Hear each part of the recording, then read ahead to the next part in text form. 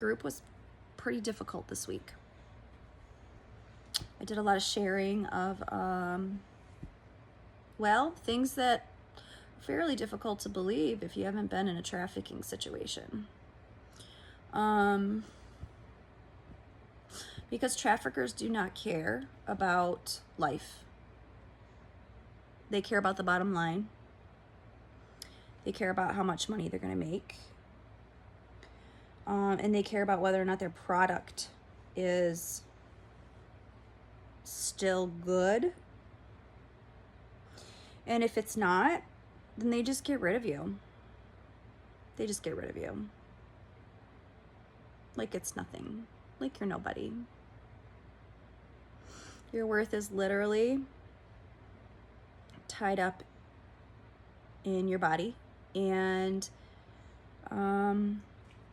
when your body can't function anymore the way that they want it to, they just get rid of you. Yep. It's not a new concept. This happened to me when I was young, and I'm 43 years old. My grandfather was a horrible trafficker.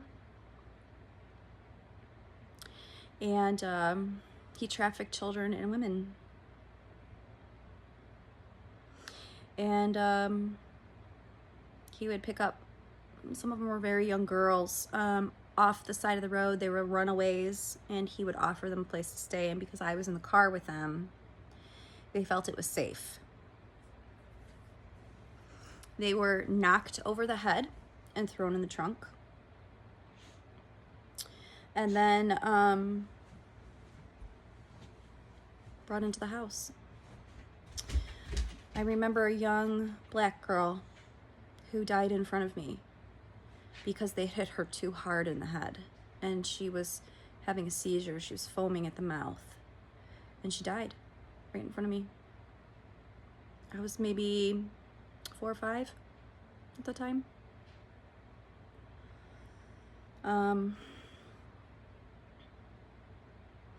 People who live in this type of life, there are other people that, well, as you've learned from like the Epstein case and the Diddy case, there's people that just cover it up, you know, and a lot of those people are in higher places.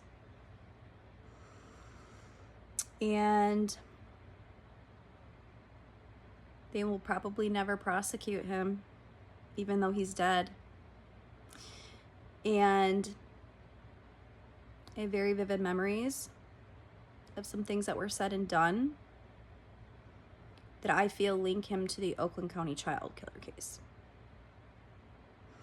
Those murders happened before I was born, but there were lots of conversations about those things. And a specific conversation about Mark Stebbins that I remember. I think I was 4 or 5, and we were sitting in the car, and the radio came on, and they were reinvestigating the case. And I remember my grandfather saying something about it, and my grandmother shushing him because we were in the car. And then I remember later on, because what's the safest place that you can bury a body, you think, maybe? Probably in your backyard, in your garden, right? That's where they all went. And then they moved them later when it got a little bit too hot for them. They moved them later. They hired a dump truck, and they dug up everything and replaced the topsoil, about 1 foot topsoil, 2 feet of topsoil, the entire backyard.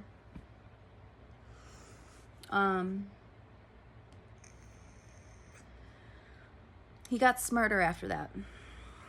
He started burning the bones. And although this is really difficult to say, because it sounds incredibly disturbing, but they were cannibalistic. They came from the South where they didn't have anything. They starved a lot of the time. So for them, hunting people was a meal. it was a meal for them. And I watched, later on after they moved and got done with the whole trafficking bit, I watched them kill grown men. They,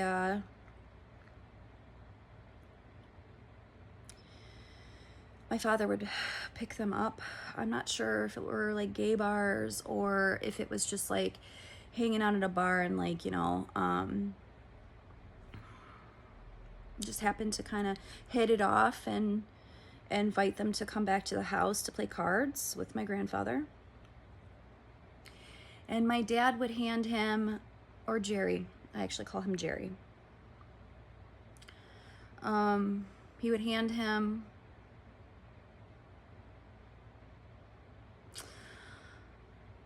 a book of matches. In the book of matches, he would say, "Dad, I got you a new pack of matches for your collection." And that was the key thing.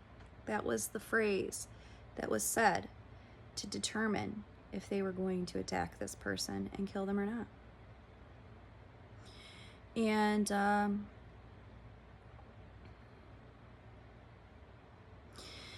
if my grandfather said to him, "Oh, I already have that one," they would leave them alone and let them go. Maybe he thought there wasn't enough meat he could get off the body, or maybe he liked the person and didn't want to do anything to harm them. I'm not sure what his determining factor was for that.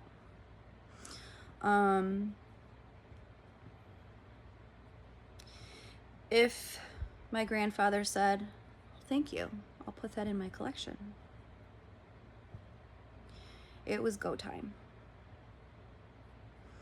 And because in that house prior, under the kitchen sink was kind of where I lived at a lot of the time.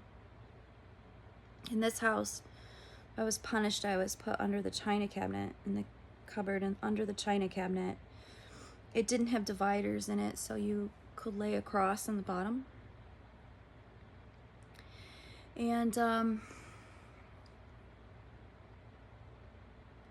this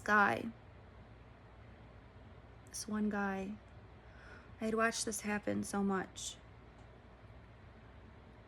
and I couldn't watch them do it again.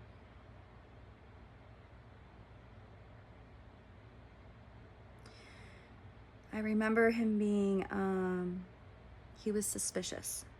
He had suspicions that was not a safe place. Because while I was under that china cabinet, there was a bathroom. And so if I had to go to the bathroom, I would go to the bathroom in the bathroom, and it was right by there. And they just told him that there was a bedroom back there and that their grandchild was using the restroom. There was no bedroom back there. It was a bathroom, and then there was a sliding glass door going out to the backyard.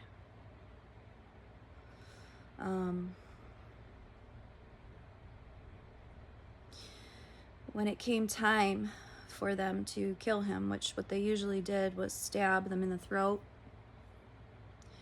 and bleed them out, and then they would process the body. They usually cut the chest, abdomen open first and pulled the guts out. I remember them, a very specific detail, but they would cut around the anus and just pull all the guts out together. I think I was maybe 8 at the time, 9 maybe.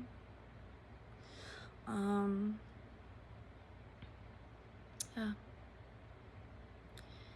And I yelled for him to run. I said, "Run," as loud as I could. And he booked it out the door. And my grandfather, told my dad to go after him and take care of the problem. He was basically like his henchman. Whatever he said, he did it. No questions asked, because he knew what the consequences would be if he didn't. He was going to pay for that. Yep. And he grabbed me up by my shirt. Like this. And I looked him in the face. Grandfather was very tall. He was like 6'3", 6'4". Very large man. Very intimidating. He grabbed me up by my shirt. And he was going to hurt me. And I looked at him and I said, "I'm your alibi." Meaning, you let that guy go and I won't turn you in. The look on his face when I said that to him was one of complete understanding. That if I disappear, something happens to me, happens to my brother, anything like that, I will run my mouth. And you can't hurt me, because if this guy goes running and goes to the police and they come here and you're missing a grandchild, how are you going to explain that and get out of it? He knew. We both knew at the same time what this meant and what my role is and what his role was.